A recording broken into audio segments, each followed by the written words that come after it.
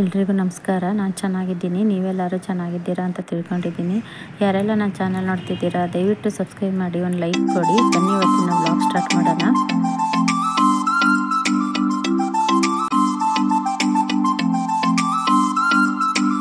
ಈ ಬೇಸಿಗೆ ಟೈಮಲ್ಲಂತೂ ದಾಸವಾಳ ಗಿಡ ಮತ್ತು ಬೇರೆ ಎಲ್ಲ ಗಿಡಗಳಿಗೂ ಮಿಲಿಬಗ್ಸ್ಗಳದ್ದೇ ಕಾಟ.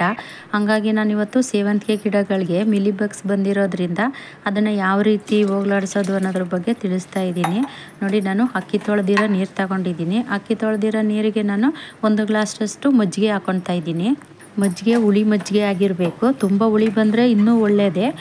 ಹುಳಿ ಮಜ್ಜಿಗೆ ಹಾಕ್ಕೊಂಡಿದ್ದೀನಿ ನಾನು. 1 ಸ್ಪೂನಷ್ಟು ನಾನು ಅರಿಶಿನ ಪೌಡ್ರ್ ಹಾಕ್ಬಿಟ್ಟು ಚೆನ್ನಾಗಿ ಇದನ್ನು ಮಿಕ್ಸ್ ಮಾಡಬೇಕು. ಮಿಕ್ಸ್ ಮಾಡಾದಮೇಲೆ ನಾನು 1 ಪ್ಯಾಕೆಟು ಬ್ರೂ ತಗೋತಾ ಇದ್ದೀನಿ. ನೀವು ನೆಸ್ಕೆಫೆ ಆದರೂ ತಗೋಬೋದು, ಬ್ರೂ ಆದರೂ ತಗೋಬೋದು. ಒಟ್ಟಿನಲ್ಲಿ ಇನ್ಸ್ಟೆಂಟ್ ಕಾಫಿ ಪೌಡ್ರಿ ಆಗಬೇಕು. ಇದನ್ನೆಲ್ಲ ಹಾಕ್ಬಿಟ್ಟು ಚೆನ್ನಾಗಿ ಮಿಕ್ಸ್ ಮಾಡಬೇಕು. ಏಕೆಂದರೆ ಅದು ಮೂರು ಚೆನ್ನಾಗಿ ಕಲಿಸ್ಕೋಬೇಕಲ್ಲ. ಹಾಗಾಗಿ ಈಗ ಅಕ್ಕಿ ತೊಳೆದಿರೋ ನೀರು ಮತ್ತು ಮಜ್ಜಿಗೆ ಮತ್ತು ಕಾಫಿ ಪೌಡ್ರು, ಅರಿಶಿನ ಪೌಡ್ರು ಇದೆಲ್ಲನೂ ಚೆನ್ನಾಗಿ ಮಿಕ್ಸ್ ಮಾಡಬೇಕು.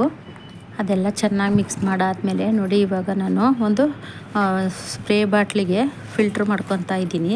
ನಾವು ಯಾಕೆ ಫಿಲ್ಟ್ರ್ ಮಾಡ್ಕೋಬೇಕು ಅಂದರೆ, ಅದರಲ್ಲಿ ಏನಾದರೂ ಕಸ ಕಡ್ಡಿ ಏನಾದ್ರು ಇತ್ತು ಅಂದರೆ ಸ್ಪ್ರೇ ಬಾಟ್ಲಲ್ಲಿ ಸಿಗಾಕೊಂತು ಅಂದರೆ ಹಾಳಾಗುತ್ತೆ ಬಾಟ್ಲು. ಮತ್ತು ನಾವು ಅವಾಗವಾಗ ದುಡ್ಡು ಕೊಟ್ಟು ತಗೊಳಕ್ಕಾಗೋದಿಲ್ಲ. ಅದಕ್ಕಾಗಿ ನಾವು ಇರೋದನ್ನೇ ನಾವು ಸೇಫಾಗಿ ಇಟ್ಕೊಂಡ್ರೆ ತುಂಬ ದಿನ ಬಾಳಿಕೆನೂ ಬರುತ್ತೆ. ಈ ಥರ ನಾವು ಮಜ್ಜಿಗೆನ ಬಳಸೋದ್ರಿಂದ ಎಂಥದ್ದೇ ಕೀಟಗಳಿದ್ರೂ ಸಹ ಹೋಗುತ್ತೆ. ಹಂಗಾಗಿ ನಾವು ಮಜ್ಜಿಗೆ ಮತ್ತು ಹಳದಿ ಪೌಡ್ರು ಇದನ್ನೆಲ್ಲ ಬಳಸಿ ನಾವು ಕೀಟನಾಶಕವಾಗಿ ಉಪಯೋಗಿಸ್ಬೋದು. ನಾನು ಇದುವರೆಗೂ ನನ್ನ ಗಾರ್ಡನಲ್ಲಿ ಯಾವುದೇ ರೀತಿ ನಾನು ಕೆಮಿಕಲ್ಲು ಫರ್ಟಿಲೈಸರ್ ಆಗಲಿ, ಮಿಲಿಬಗ್ಸ್ದು ಅದು ಔಷಧಿ ಆಗಲಿ ಯಾವುದನ್ನು ನಾನು ಕೆಮಿಕಲ್ ಹೊಡೆದಿಲ್ಲ. ಇದೇ ಥರನೇ ಮನೇಲಿರೋದನ್ನೇ ನಾನು ಉಪಯೋಗಿಸ್ತೀನಿ. ಅದರಲ್ಲೂ ಹುಳಿ ಮಜ್ಜಿಗೆಗಿಂತ ಮದ್ದಿಲ್ಲ. ನಿಮಗೆ ಗೊತ್ತೇ ಇದೆ ಹುಳಿ ಮಜ್ಜಿಗೆಯಲ್ಲಿ ಎಷ್ಟು ಪವರ್ ಇದೆ ಅಂತ. ಆ ಹುಳಿ ಮಜ್ಜಿಗೆ ಬಳಸೋದ್ರಿಂದ ಎಂಥದೇ ಕೀಟ ಇದ್ರೂ ಸಹ ಸಾಯುತ್ತೆ. ಮತ್ತು ಇನ್ನು ಹಳದಿ ಪೌಡ್ರು ಅಂದರೆ ಅರಿಶಿನ ಪೌಡ್ರೂ ಅಷ್ಟೇ, ಅದು ಒಂದು ಕೀಟನಾಶಕವಾಗಿಯೂ ಸಹ ಉಪಯೋಗ ಆಗುತ್ತೆ. ಹಂಗಾಗಿ ನಾವು ಅರಿಶಿನ ಪೌಡ್ರು ಬಳಸಿರೋದ್ರಿಂದನೂ ಆ ಕೀಟಗಳು ಸಹ ಸಾಯುತ್ತೆ. ಈ ಟೈಮಲ್ಲಿ, ಬೇಸಿಗೆ ಟೈಮಲ್ಲಿ ಗಿಡಗಳಿಗೆ ಬರೀ ಮಿಲಿಬಗ್ಸ್ಗಳ ಕಾಟನೇ ಜಾಸ್ತಿ ಆಗಿಬಿಟ್ಟಿರುತ್ತೆ. ಅಂಥ ಟೈಮಲ್ಲಿ ನಾವು ಈ ಥರ ಅವಾಗವಾಗ ಸ್ಪ್ರೇ ಮಾಡ್ತಾನೆ ಇತ್ತು ಅಂದರೆ ಅದು ಬರೋದಿಲ್ಲ. ನಾವು ನೋಡ್ಕೊತಾ ಇರಬೇಕು ಅವಾಗವಾಗ ಗಿಡಗಳಲ್ಲಿ ಮಿಲಿಬಗ್ಸ್ ಕಾಟ ಇದೆಯೋ ಹೆಂಗೆ ಅಂತ ಚೆಕ್ ಮಾಡಬೇಕು. ನಾನು ಚೆಕ್ ಮಾಡ್ತಿರ್ತೀನಿ ಅವಾಗವಾಗ. ಅಂದ್ರೂ ಅದು ಕಡಿಮೆ ಆಗಿತ್ತು. ಫಸ್ಟ್ ಒಂದು ಸತಿ ಹೊಡೆದಿದ್ದೆ ನಾನು, ಕಡಿಮೆ ಆಗಿತ್ತು.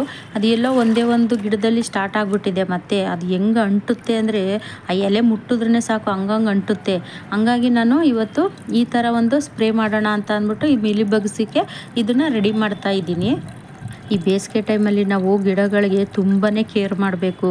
ಒಂದು ನೀರದಾಗಲಿ, ಒಂದು ಮಿಲಿಬಗ್ಸ್ದು ಆಗಲಿ, ಒಂದು ಸ್ಪ್ರೇ ಏನೇ ಆದರೂ ಅಷ್ಟೇ ತುಂಬಾ ಕೇರ್ ಮಾಡಬೇಕು. ನಾವು ಗಿಡಗಳಿಗೆ ಎಷ್ಟು ಕೇರ್ ಮಾಡ್ತೀವೋ ಅಷ್ಟೇ ನಮಗೂ ಸಹ ನೆಮ್ಮದಿನೂ ಸಿಗುತ್ತೆ ಮತ್ತು ಖುಷಿನೂ ಸಿಗುತ್ತೆ.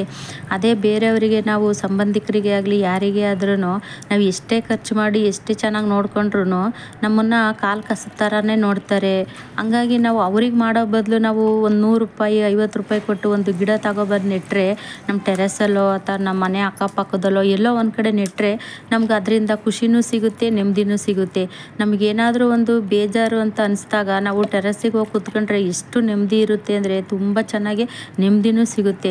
ನಾವಲ್ಲಿ ಗಿಡಗಳ ಹತ್ರ ಹೋಗ್ತಿದ್ದಂಗೆ ನಮಗೆ ಏನೋ ಒಂಥರ ಸಮಾಧಾನ, ಏನೋ ಒಂಥರ ಖುಷಿ, ಏನೋ ಸಿಕ್ತೇನೋ ನಮಗೆ ಅನ್ನೋಷ್ಟು ಖುಷಿ ಆಗುತ್ತೆ ಆ ಗಿಡಗಳನ್ನ ನೋಡ್ತಾ ಇದ್ದರೆ.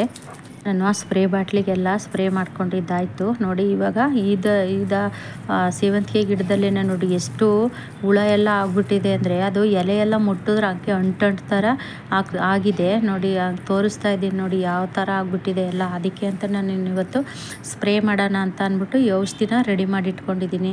ಅದು ಫೋನ್ ಸರಿ ಇಟ್ಕೊಂಡಿಲ್ಲ ನಾನು, ಹಂಗಾಗಿ ಅರ್ಧ ಕಾಣಿಸ್ತಾ ಇದೆ. ದಯವಿಟ್ಟು ಬೇಜಾರು ಮಾಡ್ಕೋಬೇಡಿ. ನೋಡಿ, ಎಲ್ಲ ಗಿಡಗಳಿಗೂ ನಾನು ಸ್ಪ್ರೇ ಮಾಡ್ತಾ ಇದ್ದೀನಿ. ಅಂದರೆ ಅದು ಒಂದು ಗಿಡದಲ್ಲಿ ಮಾತ್ರ ಇದೆ ಆ ಥರ ಹುಳ ಬಂದಿರೋದು.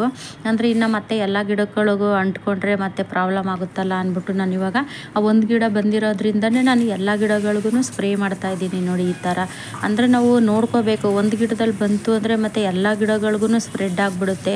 ನಾವು ಬಿಡಬಾರ್ದು. ತಕ್ಷಣವೇ ನೋಡಿ ನಾವು ಅದಕ್ಕೆ ನಾವು ಹುಳ ಎಲ್ಲ ಹೋಗೋದಕ್ಕೆ ಅಂತ ಏನಾದರೂ ಒಂದು ಕೀಟನಾಶಕ ನಾವು ರೆಡಿ ಮಾಡಿಕೊಡ್ಲೇಬೇಕು.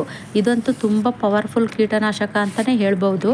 ನಾವು ಈ ಕಾಫಿ ಪೌಡ್ರನ್ನ ಬಳಸಿರೋದ್ರಿಂದ ಆ ಎಲೆಗಳು ಶೈನಿಂಗ್ ಬರುತ್ತೆ ಮತ್ತು ಹೂವುಗಳು ಸಹ ಶೈನಿಂಗ್ ಬರುತ್ತೆ. ಮತ್ತು ಇನ್ನು ಹಳದಿ ಪೌಡ್ರು ಬಳಸಿರೋದ್ರಿಂದ ಅದೂ ಅಷ್ಟೇ ಕೀಟನಾಶಕವಾಗಿಯೂ ಸಹ ಉಪಯೋಗ ಆಗುತ್ತೆ. ಹಾಗಾಗಿ ತುಂಬ ಚೆನ್ನಾಗಿ ಇದು ಕೆಲಸ ಮಾಡುತ್ತೆ. ಇದು ಕೀಟನಾಶಕ ಮನೆಯಲ್ಲಿರೋದನ್ನೇ ನಾವು ಉಪಯೋಗಿಸ್ಕೊಂಡು ಈ ಥರ ಹುಳಗಳನ್ನೆಲ್ಲ ನಾವು ಓಡಿಸ್ಬೋದು. ಅದಕ್ಕೆ ಅಂತಲೇ ನಾವು ದುಡ್ಡೆಲ್ಲ ಕೊಟ್ಟು ಮಾರ್ಕೆಟಿಂದ ತಗೊಬಂದು ಮತ್ತು ಕೆಮಿಕಲ್ಲೆಲ್ಲ ಹೊಡೆಯೋ ಬದಲು ಈ ಥರ ಮನೇಲಿರೋದನ್ನೇ ನಾವು ಉಪಯೋಗಿಸ್ಕೊಂಡು ಹುಳ ಎಲ್ಲನೂ ನಾವು ಸಾಯಿಸ್ಬೋದು ಮತ್ತು ಓಡಿಸ್ಬೋದು. ಕೆಲವೊಂದೊಂದು ಸರಿ ನನಗೆ ಮನಸ್ಸಿಗೆ ಬೇಜಾರಾದಾಗ ನಾನು ಗಾರ್ಡನಲ್ಲಿ ಬಂದು ಕುತ್ಕೊಂಡಾಗ ಎಷ್ಟೋ ಒಂಥರ ಮನಸ್ಸಿಗೆ ನೆಮ್ಮದಿ, ಸಮಾಧಾನ, ಖುಷಿ ಯಾರೂ ಕೊಡದೇ ಇರೋಷ್ಟು ಖುಷಿ ನನಗೆ ಗಾರ್ಡನಲ್ಲಿ ಸಿಗುತ್ತೆ. ಆ ನೆಮ್ಮದಿಗೋಸ್ಕರನೇ ನಾನು ಗಾರ್ಡನ್ನ ಸ್ಟಾರ್ಟ್ ಮಾಡಿದ್ದು. ನನಗೆ ತುಂಬ ಚೆನ್ನಾಗಿ ನೆಮ್ಮದಿ ಸಿಗುತ್ತೆ ಗಾರ್ಡನಿಗೆ ಬಂದರೆ. ಯಾಕೆ ಅಂದರೆ ಇದು ನನ್ನ ಸ್ವಂತ ಅನುಭವ. ಇದು ಕೆಲವೊಂದು ಸತಿ ಗಂಡ ಮಕ್ಕಳು ಯಾರಿಂದನೂ ನಮಗೆ ನೆಮ್ಮದಿ ಇಲ್ಲ ಅಂತ ಅಂದಾಗ ಗಾರ್ಡನಿಗೆ ಬಂದು ನಾವು ಗಿಡಗಳನ್ನ ನೋಡಿದ್ರೆ ಏನೋ ಒಂಥರ ಖುಷಿ, ನೆಮ್ಮದಿ, ಸಮಾಧಾನ, ಆ ನೋವೆಲ್ಲ ಮರ್ತೋಗುತ್ತೆ. ನಾವು ಎಷ್ಟು ನೋವಲ್ಲಿದ್ರೂ ನಾವು ಗಾರ್ಡನಿಗೆ ಬಂತು ಅಂದರೆ ನೋವೆಲ್ಲ ಮರ್ತೋಗುತ್ತೆ. ಅವ್ರಿವ್ರಿಗೆ ನಾವು ದುಡ್ಡು ಖರ್ಚು ಮಾಡೋ ಬದಲು ನಾವು ಈ ಥರ ಗಾರ್ಡನ್ಗೆ ದುಡ್ಡು ಖರ್ಚು ಮಾಡಿದ್ರೆ ನಮಗೆ ನೆಮ್ಮದಿನೂ ಸಿಗುತ್ತೆ ಮತ್ತು ಮನೆಗೆ ಉಪಯೋಗ ಆಗೋಷ್ಟು ಹೂವು, ಹಣ್ಣು, ತರಕಾರಿ ಎಲ್ಲ ಸಹ ಸಿಗುತ್ತೆ. ನೋಡಿ, ನಾನು ಎಲ್ಲ ಗಿಡಗಳಿಗೂ ಸ್ಪ್ರೇ ಮಾಡ್ತಾ ಇದ್ದೀನಿ. ಅದು ಒಂದು ಗಿಡಕ್ಕೆ ಮಾತ್ರ ಬಂದಿತ್ತು, ಹಂಗಾಗಿ ನಾನು ಎಲ್ಲ ಗಿಡಗಳಿಗೂ ಸ್ಪ್ರೇ ಮಾಡ್ತಾ ಇದ್ದೀನಿ.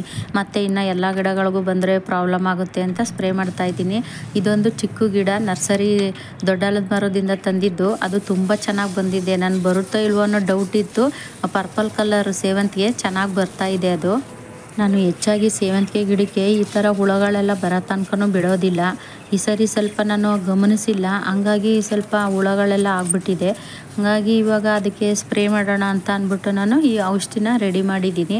ನಾನು ಯಾವುದೇ ರೀತಿ ಕೆಮಿಕಲ್ಲೆಲ್ಲ ತಂದು ಹೊಡೆಯೋದಿಲ್ಲ, ಮನೆಯಲ್ಲೇ ಇರೋದನ್ನೇ ರೆಡಿ ಮಾಡಿಕೊಂಡು ಗಿಡಗಳಿಗೆ ಹಾಕ್ತೀನಿ. ಅಲ್ಲಿ ಸ್ಪ್ರೇ ಮಾಡ್ತಿದ್ರೇ ಹುಳಗಳೆಲ್ಲ ಹೆಂಗೆ ಆರೋಗ್ತಿದೆ ನಿಮಗೆ ಅಲ್ಲಿ ಕಾಣಿಸ್ತಾ ಇಲ್ಲ ಕ್ಯಾಮ್ರಾದಲ್ಲಿ. ಮುಂದಿನ ವೀಡಿಯೋದಲ್ಲಿ ಸಿಗ್ತೀನಿ. ಎಲ್ರಿಗೂ ಟೇಕ್ ಕೇರ್, ಬಾಯ್.